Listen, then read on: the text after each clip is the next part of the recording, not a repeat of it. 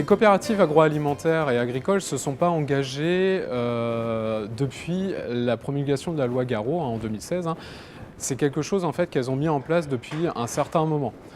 Pour rappel, les coopératives ont un statut particulier. Il y a 3 atouts coopératifs en fait, qui peuvent répondre à la lutte contre le gaspillage alimentaire. La coopérative, déjà, c'est une mutualisation des charges et des investissements.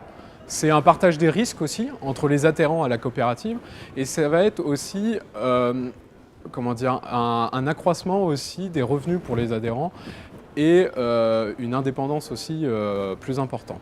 Donc ces 3 éléments ont fait que les coopératives ont cherché depuis déjà un certain nombre d'années à valoriser l'ensemble des productions issues des exploitations de leurs adhérents.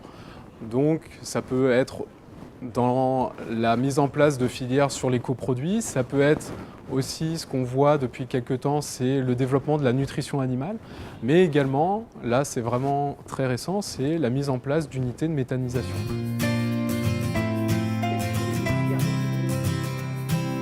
Alors sur ce sujet, les coopératives, elles ont un double défi, un double enjeu. Il y a un premier enjeu qu'on retrouve assez régulièrement, c'est un enjeu de compétitivité. Quand les coopératives travaillent sur la lutte contre le gaspillage alimentaire, elles vont prendre en compte toutes les différentes étapes de la chaîne alimentaire. Donc elles vont travailler sur comment limiter les pertes au niveau de la production agricole, au niveau du stockage des matières premières, mais également après dans la transformation et aussi au niveau de la logistique vers ses clients.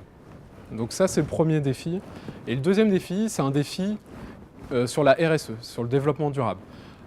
Coop de France, nous, on avait déjà identifié cette thématique en 2012 lorsqu'on a rédigé la norme ISO 26000, qui est la norme de référence sur la RSE. On l'a déclinée au secteur agroalimentaire et on avait identifié ce sujet-là comme étant un sujet capital pour le secteur agroalimentaire. Le fait qu'il y ait la loi Garot en 2016 a renforcé ce sujet et encore plus en 2017, puisque aujourd'hui, dans la déclaration de performance extra-financière, le nouveau nom des rapports de développement durable, les entreprises doivent rendre compte sur les actions qu'elles mettent en place pour lutter contre le gaspillage alimentaire. Donc là-dessus, nous on travaille là-dessus justement sur comment rendre compte et comment quantifier la lutte contre le gaspillage alimentaire.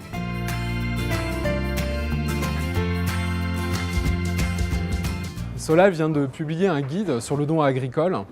Donc ça, je trouve que c'est une très bonne chose, puisque ça va permettre d'expliciter aux différentes parties prenantes du secteur alimentaire les tenants et les aboutissants du don agricole. Puisque quand vous êtes un peu néophyte sur le sujet, ce n'est pas forcément pratique, facile. Donc là, au moins, ce guide va permettre aux coopératives de comprendre quels sont les dispositifs financiers, réglementaires sous-jacents au don agricole. Donc ça, c'est déjà, je trouve, une très belle avancée.